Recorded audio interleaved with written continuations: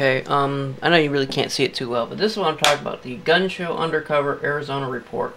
A project of the City of New York, dated January 2001. If you want to go and download it, I'm going to put the link in the little description thingy.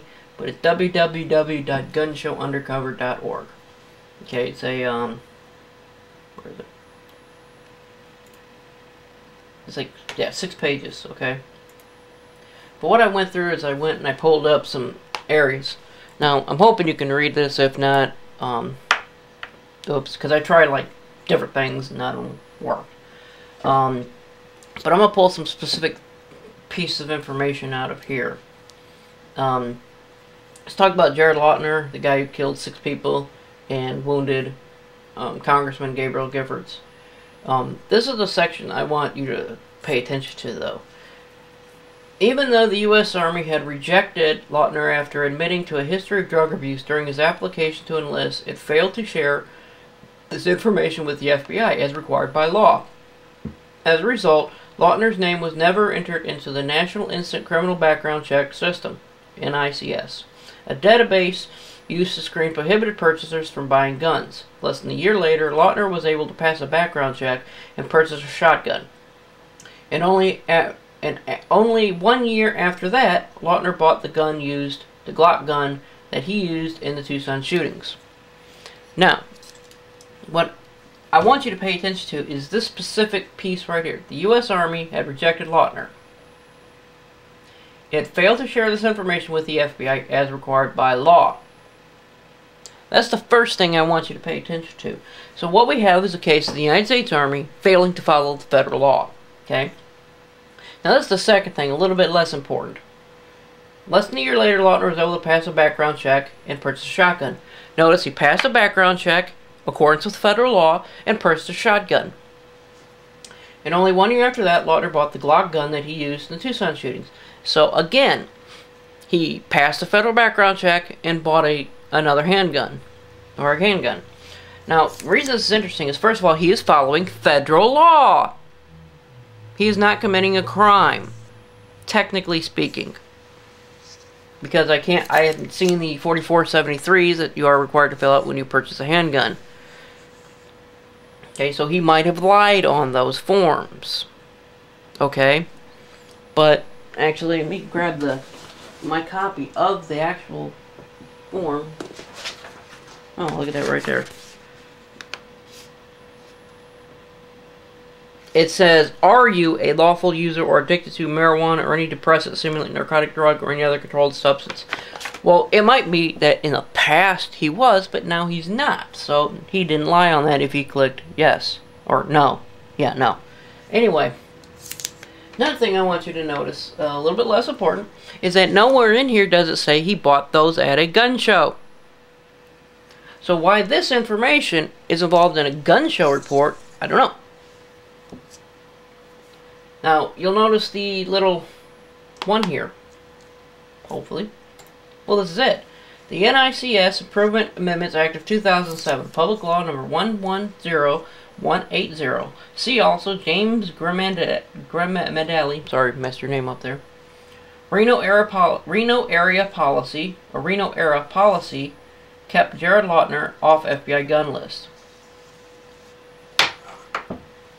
So, the Reno area policy kept Jared Lautner off FBI gun list in violation of federal law. So now we have 2 cases where federal law was violated by people other than Jared Lautner. This is just a little insignificant thing, but I want to put it up here. An undercover investigator bought 2 9mm semi-automatic pistols from 2 different private sellers. In the video I saw about at least, I know more than 2. I didn't count, but I know more than 2 so-called illegal gun sales. So how come those aren't in the report?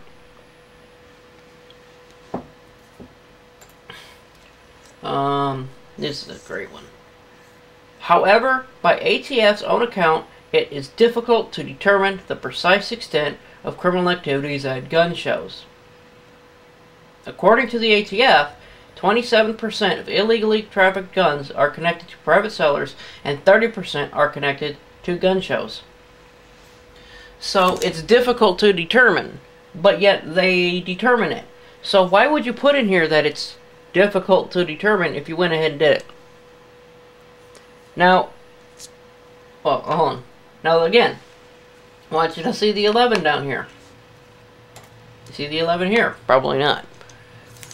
These figures overlap to some extent. Some illegal guns connected to gun shows are trafficked through licensed dealers. Now, I also notice find it interesting that they don't put in here how long after the sale, whether these guns were reported stolen in the meantime between the sale and the discovery that they were used in a crime. Because, again, depending on who you go to and depending on what statistics you believe, 90% of all guns are stolen and then used in crime. Of course, if you go someplace else, it's like 5% of guns are reported stolen and then used in crime. So it's all depending on who you want to go with and who you believe. Okay. The only thing you really need to pay attention to is, and this is fun, why did the system fail? Simply because people didn't listen to the law. The people who are paid to enforce the law, the people who are required to enforce the law, did not or follow the law. They did not follow the law, plain and simple. Now, it's interesting that they put Virginia Tech right there because I can't remember the guy's name now, but the Virginia Tech shooter, he had served time in a mental institution, but they never put that information on the National Instant Criminal Background Check System. So again, there's two occasions where the government failed to release information that would save lives, that would do the very thing that they want to do, that would do the very thing that they want them to do. Okay? I'm saying it like 4 times because it's very important. The system failed because the system failed. Why did the system fail? Because people screwed up. People screwed up, and now me and the other law-abiding citizens have to pay for it.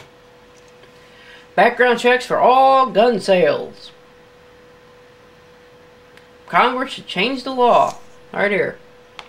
Congress should change the law to require a background check for every gun sale. Why? If the people who have the information that this person's crazy, this person's a criminal, this person's a drug addict, don't release that information, what good is your background check going to do?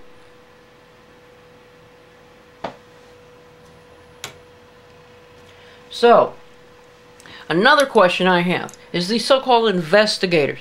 How come they didn't go get one of the, I'm assuming that if it's like any gun show I've ever been, one of the numerous uniformed law enforcement officers that were around and say, hey, this guy's doing illegal gun sales. The last gun show I went to, there was, I think, 6 county sheriff's officers standing in the entranceway, watching people come, watching people go, and checking guns. There was at least 3 that I saw out on the gun show floor in uniform that I'm just assuming here, but I know what happens when you assume, that they were there for work, for security purposes. Okay, they might have come by after duty, but I'm pretty sure that the sheriff's department said if you're going to the gun show, do not be in uniform if you're going for recreational purposes.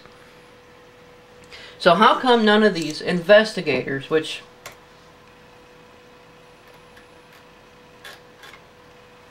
where is it? Okay, I didn't see it. I don't have it up here. But one of the website says that they were previous law enforcement officers. Let me get that. Where is it? Where is it? Where are ya? Where are ya?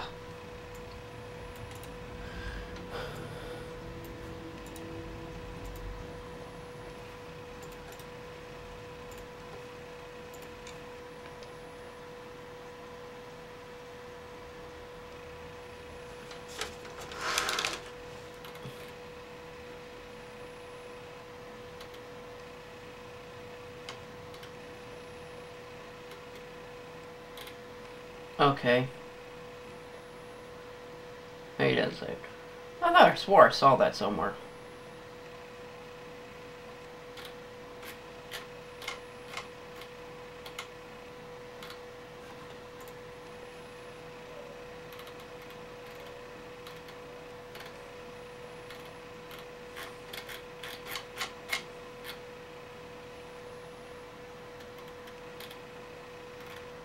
Okay. So anyway, so maybe they didn't have previous law enforcement experience, but anyway. How come they didn't do that? How come they participated in criminal operations? Interesting.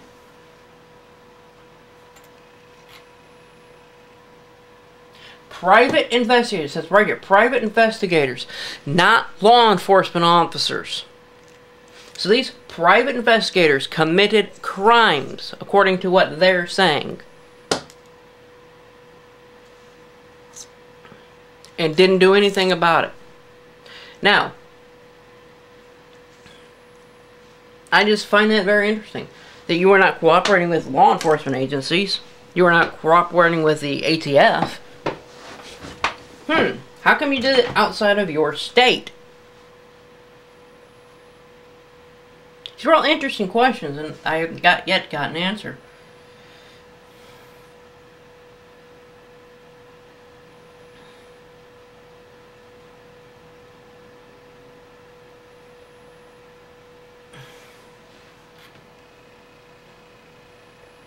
So, you know,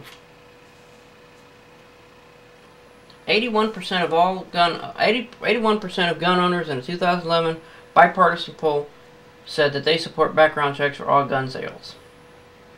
Yeah. All right. Well, I'm done with that. There you go.